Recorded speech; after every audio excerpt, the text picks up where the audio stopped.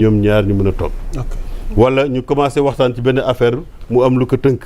mënuñoo déggoo ñu def médiation yi pour ñu mën a déggoo ndax liggéey bu mën a continuer parce que on gère les relations professionnelles.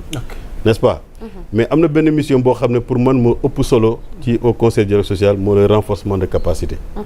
parce que gis nañ ne saa bu ñu duggee ci benn secteur ñu ne dañuy def renforcement de capacité maanaam xamal nit ñi booy liggéey lan mooy say devoir lan mooy say droit lan la yoon may lan la yoon mayul commencé ko ci administration bi ci boppam wala délégué du personnel wala ñeneen ñu xamal leen ñoom lañuy boole ñoom ñëpp la ñuy boole defal leen renforcement de capacité. Macha Allah. Buñ fa jógee dañuy toog diir bu yàgg doo fa dégg coow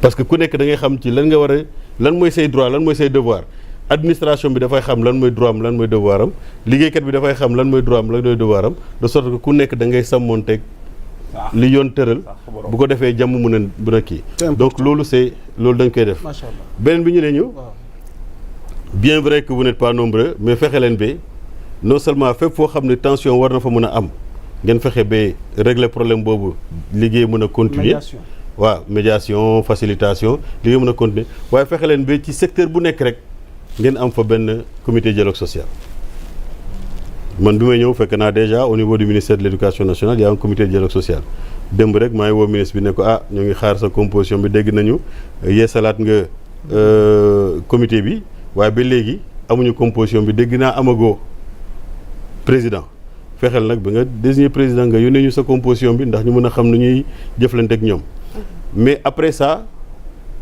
on a rencontré beaucoup de ministres képp ku ñu rencontré ne ko lii mooy solo su am comité dialogue social ci sa secteur dañu naan non seulement da ngeen ñuy envoyer la note technique mais da ngeen ñuy gunge pour ñu mettre en place un comité dialogue social.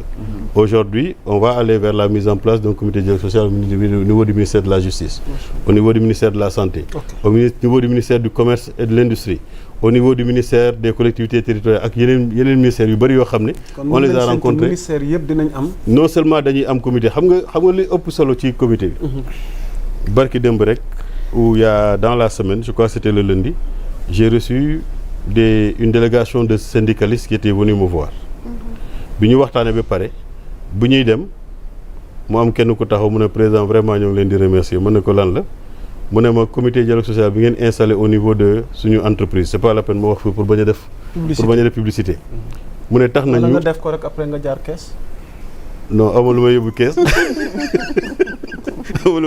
mu ne tax na bi ñun ñu am ay acquis yoo xam ne benn grève mësuñu koo may ci ay secteurs yu bëri boo demee dans le secteur du pétrole les gens là ont eu des acquis yoo xam ne au niveau de la société qui gère l'eau au Sénégal ils ont eu des acquis que aucune grève ne leur a permis d'avoir. C'est bien. Donc c'est important que nit ñi mën a jiital waxtaan mais boo nee way léegi man damay dem dans la rue damay manifester damay def grève damay bloquer le système n'est-ce pas waaw seen droit la mais day fekk day tax keneen ki aussi braqué wu te bu boobaa sax discussion bi foofu dafay xaw a jafe te léeg-léeg nit ñi c'est parfois des syndicalistes c'est parfois des membres du gouvernement c'est parfois des patrons xamuñu technique de négociation xam nga da ngay fekk ñaari nit du seq table bi ñu ne ñoom dañuy négocier fekk ñoom seen waxtaan wala seen wax ji xuloo lay gën a nuroo que négocier mais loolu dañ koy jàng ay technique la nan la ñuy négocier sinon négociation bi dafay yàgg te du jur dara alors que boo amee technique bi yow moo xam yow tu représentes le gouvernement wala tu représentes le patronat wala tu représentes les travailleurs nga xam nu ñuy négocier maîtriser les techniques de négociation non seulement négociation bi dina gàtt mais di nga ci am loo xam ne dafay kawe sa njort voilà donc loolu daal en résumé loolu mooy au-delà donc du rapport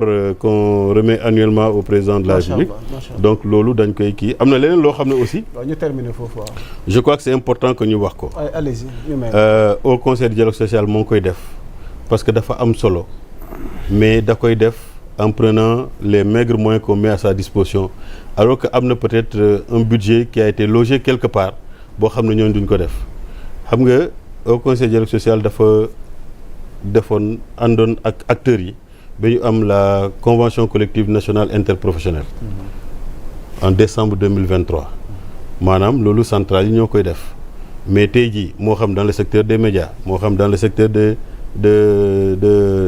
professions agricoles et assimilées dans le secteur des industries alimentaires et cetera ci secteur bu nekk am na convention collective bu lier les acteurs moo xam les travailleurs et les employeurs boo jëlee le secteur agricole agriculture bi nga xam ne boo demee ci agenda 2050 dañu ne c'est un moteur de croissance maanaam bu ñu bëggee suqali koom-koomu réew mi dañu war a sukkandiku ci mbéy boobu décret bu koy régir moo xam mooy nii gars yi war a jëflante ci biir agriculture ndem si yàlla Mamadou Dia moo ko signé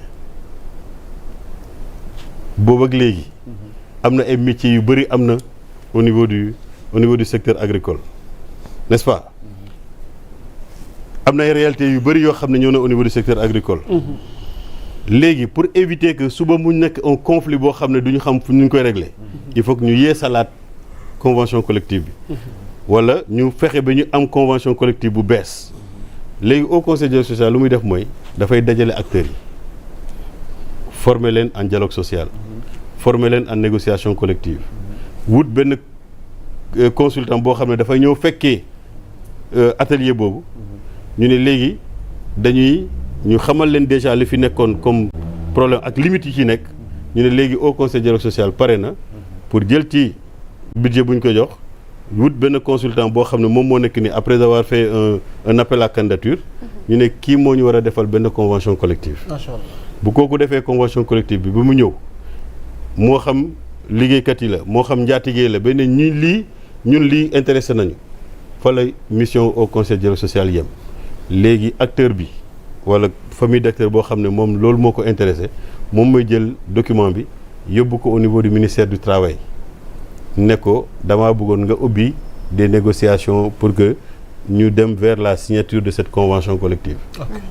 Léegi nag bu ministère bi wootee ñi ñëwoon ci atelier bi ak ñi ñëwuloon yëpp mu woo leen ne leen léegi dañu wax ci kii bi ñu ubbi négociation bi ba ñu déggoo ci ay termes bu boobaa moom mu jël arrêté donc seulement dafay signer ñoom ñëpp dañuy signer moom mu signer ne léegi acteurs yi lii lañ d'accord ne lii mooy régir les relations professionnelles dans ce secteur là après mu def un arrêté d'extension mooy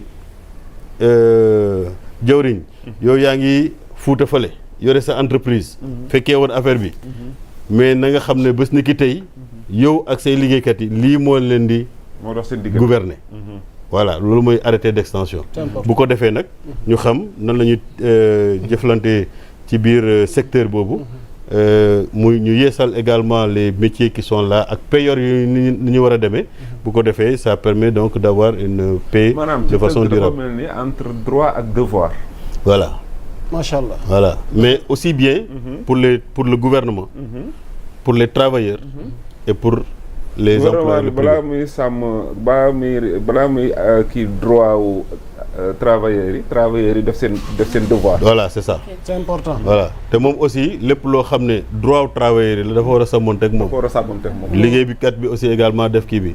mais aussi comme ni ma waxee même ci biir gouvernement bi léeg-léeg nga gis ay gars yoo xam ne ñoo yore négociation bi mais seen. maîtrise technique de négociation dafay des respecter seen employés yi. Voilà. parce que daf ci am yenn patron yoo xamante ni dañuy am complexe de supériorité. Voilà. te yaakaar ne am nañ droit ci seen employés. Voilà. te dans tout ça il faut pas oublier que liy doxal réew liy indi koom-koom mooy liggéey. donc bu ñu sàmmoonteeg droit travailleurs yi te sóoraale bu baax a baax l'avenir du travail day permettre ñu am une pacification te liggéey mën a continuer ndax ñu mën a suqali. c'est normal ça. C'est important. lu mat a bàyyi xel alors soxna Lalla Rassoul dañuy bëgg a jeexalee. yaakaar naa ni lii ngay bëgg a dégtal internautes yi nii tey la jib. xëy na dialogue social bi tamit am dinañ ko séntu foofu lan la ñu tëjee ak lan moo xew.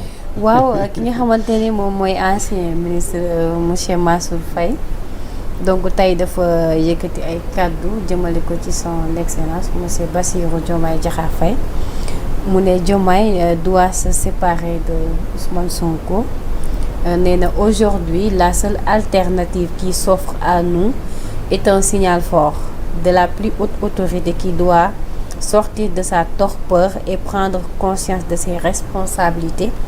C'est lui que les Sénégalais ont élu, quel que soit le mécanisme qu'il a investi.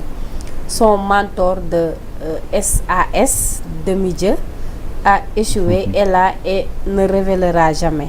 Pour l'intérêt supérieur de la nation, Diomaye doit se séparer de lui et se tourner vers Macky Sall pour qu'il l'épaule et le conseille. loolu nag kàddu yooyu kii moo ko wax Mansour Faye. J'allais emprunter à Pape Demba sa formule là, je passe. Dialogue social. Oui, mais xam nga li ma gêné dans son argumentaire, c'est quand il dit quel que soit le mécanisme qu'il a investi et son mentor. Maintenant, il reconnaît qu'il y a un mécanisme qu'il a investi, il reconnaît qu'il a un mentor, mais il veut mettre une croix sur tout ça pour ne xam nga gars yi dañuy juum ci benn affaire.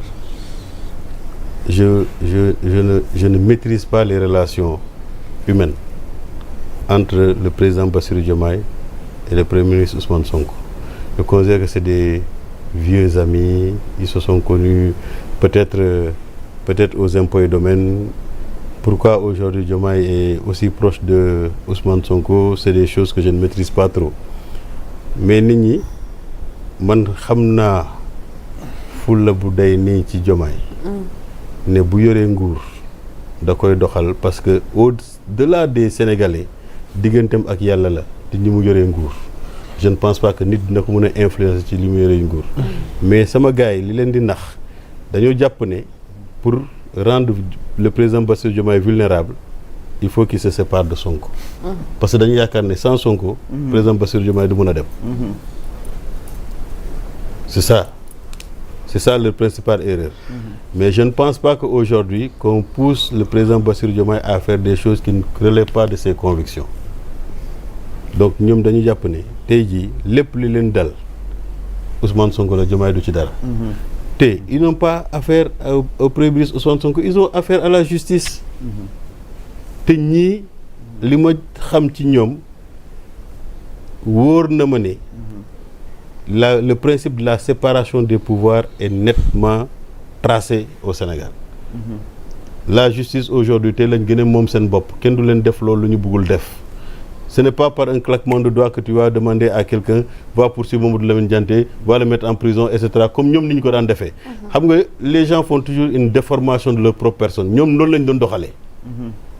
Donc après tout le mal qu'ils ont fait subir à Ousmane Sonko, ils pensent qu'aujourd'hui le gars cherche à prendre sa revanche sur eux, alors que ñoom tooxi dooni yi ñuy def. moo leen di topp ba tey. C'est pas le premier ministre Ousmane Sonko, c'est la justice. La preuve, c'est que les gens disent que oui, lu tax topp leen ñii affaire yi dafa yéex, etc., etc. Donc il n'y a pas d'instrumentalisation de la justice, c'est la justice qui marche comme ça, qui fait son travail. Sinon les Sénégalais, pour ñoom tey jii ils ne devaient même pas avoir l'occasion moom de faire un communiqué bi di ko diffuser sur les réseaux sociaux. Pour les Sénégalais. Donc heure bi war na ko fekk muy tal leneen lu dul bind ay communiqué. Raser les murs. Non, est-ce que raser les murs la. la ko Sonko loolu la waxoon waa ji jëloon suñu kéwél yi ne ko heure yi da la doon fekk ngay. waaw mais moom suñu kéwél yi. non de loolu moom attaqué woon na fi Mimi Touré yóbbu ko tribunal. waaw après Mimi Touré gagné ko noonu. waaw. léegi c'est-à-dire que li Mimi Touré wax dëgg la. mais moom est-ce que yàkkamtuwul gars yi yegg si ci boobu. tey day wax rek. non je te dis ñu jeexale ak moom rek nga waxaale ci xalaat. moo ñu dese ñu yëkkati jotaay waxtaan bi. daa mel ni dafay jëfur de. Mansour Faye. waaw daa mel ni day toog këram xol bi di tàng de Mansour Faye temps yi moom dafa rep. Pape Demba Thioune loo gis. man genre yi amu ci ma li ñu wax mbiru politique la. kii moom mbiru justice mbiru politique. yaa ngi naan ñaari ñi ànd nañu séparé wu. après bu ñu séparé wu rek. day dem ci Diomaye ànd ak Macky Macky Sall. Sall. dof lay wax rek quoi. parce que yàlla. dafa dof lay wax. kon baax na alors soxna Lalla. yow tey soxna si. Lalla yow laay delluwaat kàddu gi bu ko defee. waaw. boo noppee rek ñu. yaa Moussa en tout cas merci beaucoup. kilifa gi amoon nañu vraiment mbégte dalal la fi je pense que waxtaan bi amati na solo comme ni ñu koy defee saa su nekk di jaajëfal sama ñaari kër parce que Thioune moom. lëree Mansour Faye. Thioune moom fi muy daggee wax ji moo gàtt court clair limpide. donc yow ça merci beaucoup mention spéciale à la régie ak ñi nekk ci coordination bi di jaajëfalaat encore internet yi nga xam ne depuis sànq ba tey ñu ngi ñuy topp ci live bi. donc am na ci ñoo xam ne ñu ngi doon commenter ba léegi et nee nañu kontaan nañ ci liggéeyu Sénégal 7 waaye aussi ni ñuy doxalee li nga xamante ne moom mooy Salam Sénégal ku ci mel ni Ajaratu Wonto maa ngi koy nuyu de passage di jaajëfal aussi ñi nga xam ne ñoo nekk ci diaspora Sénégal waaw ku la solal balaa ñoo teg. waaw comme d'habitude rek. Khadija wax nga ko sama yóbbante wala. Khadija dama koy wax devant tout le monde Khadija. borom buuti fuy xeer bàyyi Khadija. kii mii yaa Moussa sama mag ju baax ji nee na moom aussi nga koy solal xanaa léegi message bi jàll na. waaw bu déggee loolu rek defe naa ni war na ko def ndax ñoom jëwriñ ñoom ñëpp a ngi fi mais donc yéen moom maa yor seen kàddu. waaw kay kilifa gi yow la ñu delloo kàddu gi nga tàggatoo ndax vraiment cher internaute ça a été un plaisir quand même de recevoir ce grand monsieur mu nekkoon invité Salam Sénégal bien habillé ci boubou blanc dans l'esprit Salam jàmm. donc alors kilifa gi bu leen fàttali nag moom moo jiite au conseil dialogue social. mais yaa Moussa kilifa gi moo war a mujj tàggoo parce que au conseil de dialogue social bi. daf koy yóbbaale. wax na administration bi ñi ñuy def mais ñun ñi nga la sénégalais lambda artisan yeeg monde informel bi. sunu wàll ci haut conseil parce que ñu nit des fois dañuy am ay jafe-jafe yoo xamante ni dañuy bëgg président jot suñuy kàddu parce que.